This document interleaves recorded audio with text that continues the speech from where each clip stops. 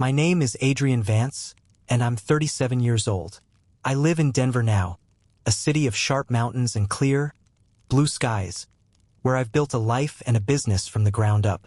But the person I am today was forged in a place far from here, a place I spent half my life trying to escape. Northwood, Pennsylvania.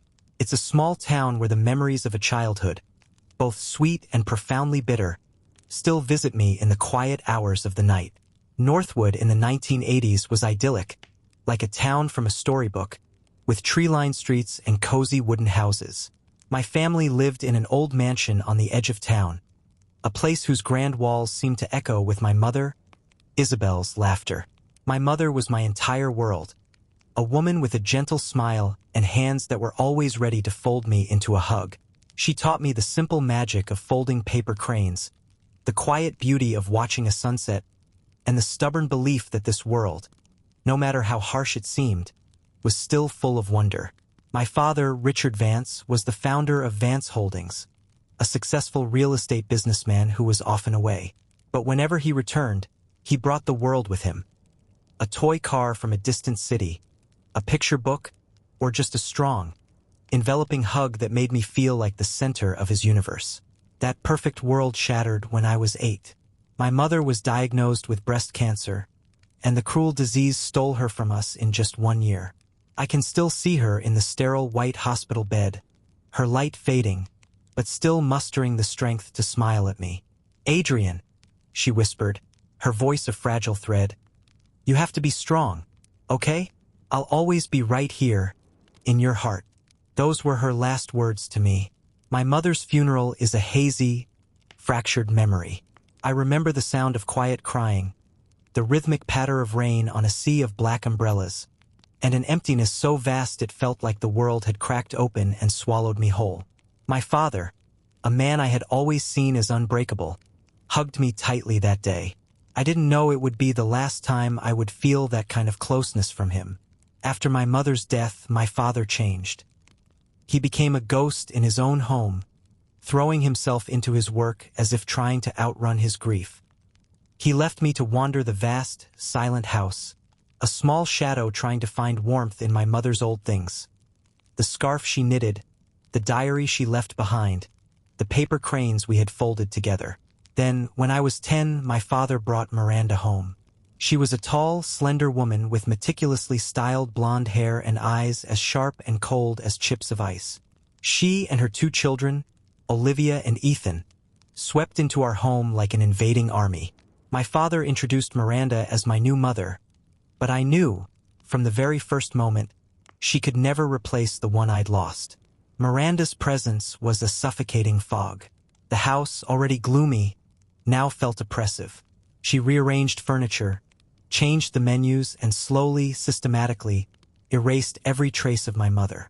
My father, seemingly captivated by her charm, didn't notice that I was being pushed to the very edges of the family, an inconvenient reminder of a past he was desperate to forget. Olivia, 2 years older than me, was a haughty girl with a smile that never reached her eyes. Ethan, a year younger, was aggressive and cruel, delighting in my misery. They made me feel like an intruder in my own home.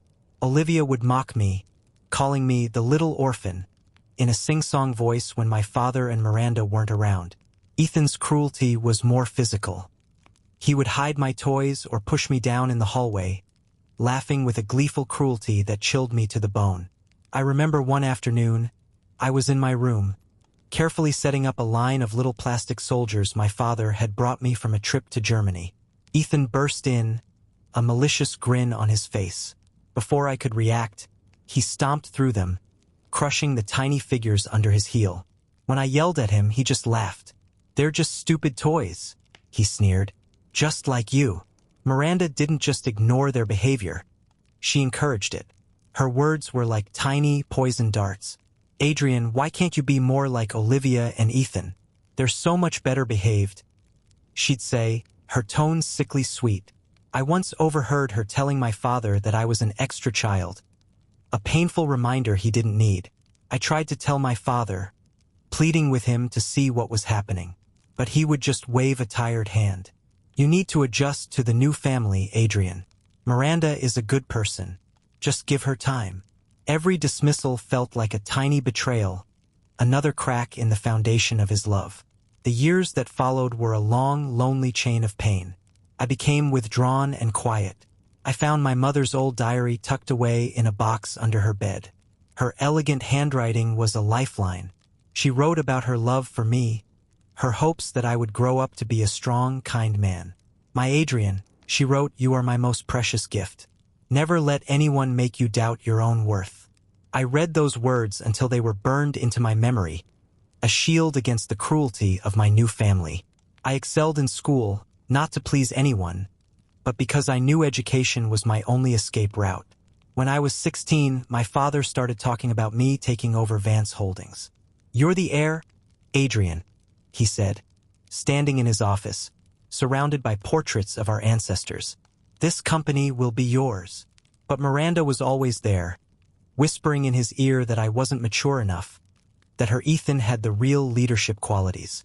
My acceptance letter to a university in a big city, far from Northwood, was my declaration of independence. The night before I left, I packed my bag with the few things that mattered. My mother's diary and a handful of worn paper cranes. I left Northwood on a bus at dawn, without a single look back. I was 18, penniless, and utterly alone. But I had something Miranda and her children could never take from me: hope. College was my new battlefield. I rented a tiny dorm room with a friendly roommate named Leo, who respected my privacy. I worked as a server in a coffee shop to pay for books and food, the long hours a welcome distraction. The scholarship covered tuition, but survival was a daily struggle. Slowly, I learned to interact with people, to smile at strangers, to let a few of them in. In an economics class, I met Clara, a girl with curly brown hair and eyes that sparkled with a fierce intelligence. She was funny, straightforward, and deeply empathetic. She saw the sadness in my eyes, but also the determination. We became friends, then something more, studying together late into the night, sharing cheap cookies and ambitious dreams. She wanted to be a journalist. I told her about my dream of building not just houses, but homes, affordable, sustainable communities. For the first time in years, I felt seen. My father called a few times, our conversations short and stilted. I never told him how much I was struggling. I didn't want his pity, and I certainly didn't want his help. Miranda never called. That Christmas, I stayed on campus, working extra shifts. The loneliness was a physical ache, but I refused to go back to that cold house. I joined the school's entrepreneurship club and pitched a project on affordable housing. It won second place in a university competition. That small victory was a turning point. It was proof that my ideas had value, that I had value outside of the Vance family name. But the shadow of Northwood was long.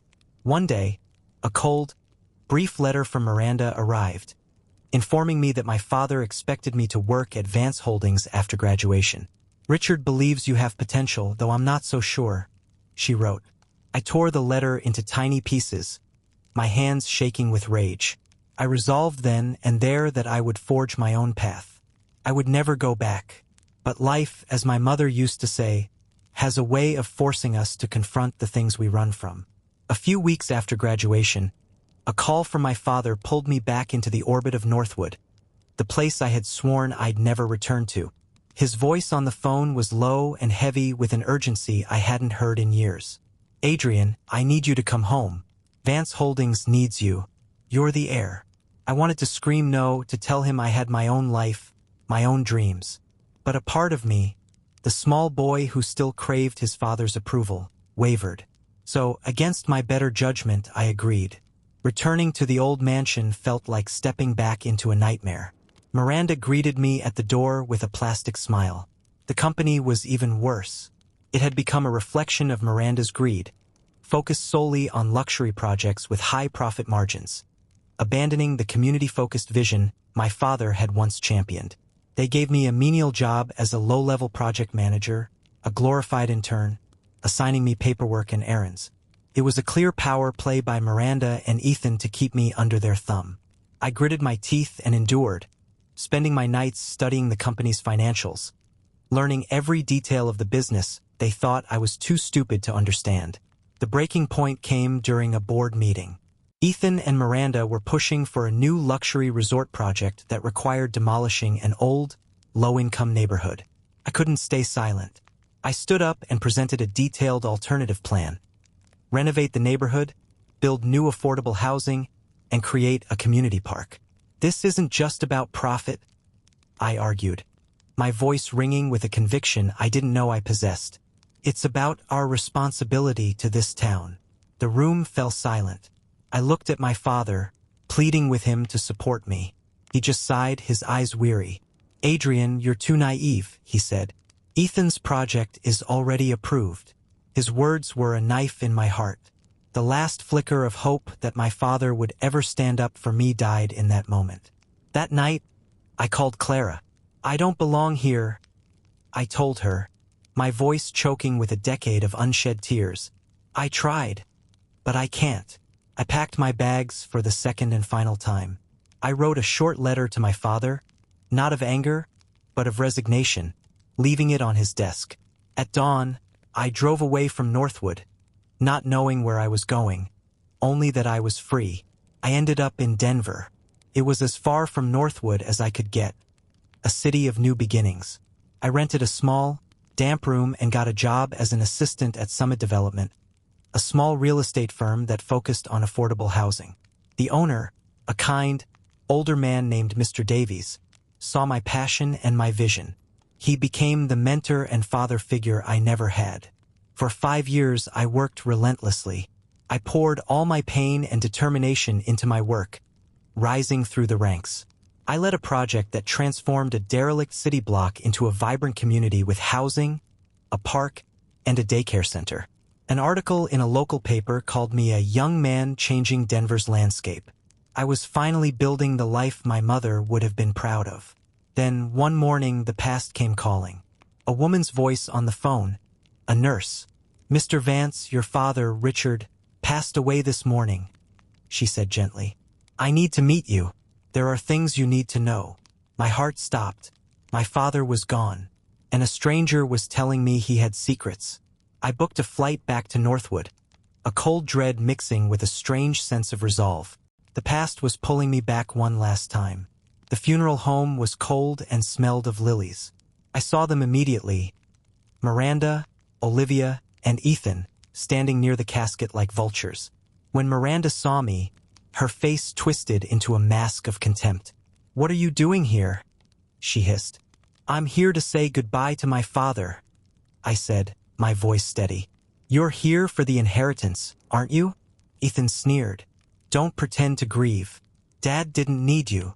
You're not allowed near him, Miranda said, blocking my path to the casket. You're no longer family. Her words should have broken me, but they didn't. They ignited something in me. A cold, hard anger. You don't get to decide who my father's family is, Miranda, I said, my voice dropping to an icy calm. I am staying. If you want to stop me, you'll have to call the police. She backed down, shocked by my defiance. I delivered a short eulogy, speaking only of the good memories, of the father I remembered from my childhood. After the funeral, the nurse found me. She handed me a thick envelope. Read this somewhere safe, she whispered. There are people who don't want you to know the truth. In a sterile hotel room, I opened the envelope. Inside was a long, handwritten letter from my father, and a new, notarized will. My hands trembled as I read his words. Adrian, my son, I am so sorry. I let you endure so much pain. Miranda manipulated me, and I was too weak and grief-stricken to see it. She cut me off from you, told me you hated me. By the time you read this, I will be gone, but I've drafted a new will. Everything is yours. You are the only one I trust to carry on our family's legacy. I hope someday you can forgive me. The envelope also contained a hidden audio recording. I listened, my blood running cold, to Miranda's voice, cold and calculating, as she made a deal with a competitor to sell off key assets of Vance Holdings after my father's death. The grief I felt was immense, but it was now sharpened by a burning need for justice. The next day, I met with my father's old, trusted lawyer, Mr. Albright. We walked into a meeting where Miranda and her children were already planning the carve-up of the company with their own lawyers. When we presented the true will and the audio recording, the room fell silent. Miranda's face turned ashen. Ethan lunged at me, screaming, but was restrained. Faced with irrefutable proof of fraud and conspiracy, their empire crumbled in an instant. I gave them a choice. I wouldn't press criminal charges if they left the house, resigned from the company, and left Northwood forever. Defeated and humiliated, they agreed. I didn't want the mansion, filled as it was with too many ghosts. I transformed it into a community center for the children of Northwood, a place of light and learning, with a small garden dedicated to my mother, Isabel, centered around a stone statue of a paper crane. I took the helm of Vance Holdings, and with the help of my father's loyal veteran employees, I began the long, hard work of restoring its integrity, shifting its focus back to building sustainable, affordable communities, back to my father's original vision. Back in my father's old office, I hung a single, worn paper crane beside his portrait, a reminder of where I came from and of the legacy I was now building, one founded not on greed, but on the values my mother had instilled in me all those years ago: resilience, kindness, and an unwavering faith in a better world. This story is a powerful reminder of how family can shape us, for better or for worse. If you've ever felt this kind of pain, comment, "I understand." Let's show each other we're not alone. If you've ever had to start over, share one piece of advice in the comments for others who might be going through it right now. If the story touched you, please like and subscribe to TalesFlix. Your like helps these untold stories reach someone who needs them, and we have so many more to share. Don't miss the next one. Subscribe and turn on notifications. Thank you for watching.